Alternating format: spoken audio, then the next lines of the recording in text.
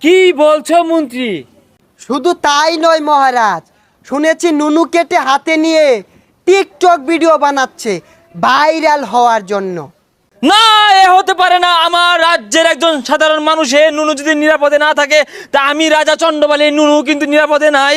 আমি দেখলাম রানী হাতে একটা ছুরি নিয়ে কি জানি করার চেষ্টা করছে। আমার তো সন্দেহ হচ্ছে মন্ত্রী। না মহারাজ, রানীমা তো দেখলাম আপেল কাটার জন্য ছুরি নিয়ে ঘুরছে। না না মন্ত্রী, আমি বিশ্বাস করি না। রানীমা আপেল কাটতে ছুরি হাতে নেই নাই। তোমার রানীমা কিন্তু খুব রাগী।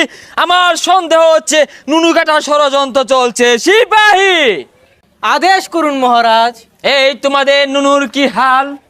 আপাতত ঠিক আছে মহারাজ। আপনার এই কথা শোনার পরে আমাদেরও ভয় হচ্ছে মহারাজ। তোমাদের নুনু ভালো থাকলে ভালো। এখন রাজ্যের যে হাল, এই নুনু কেটে নিলে যাবে কেমনে দিনকাল। মন্ত্রী, এর থেকে বাঁচা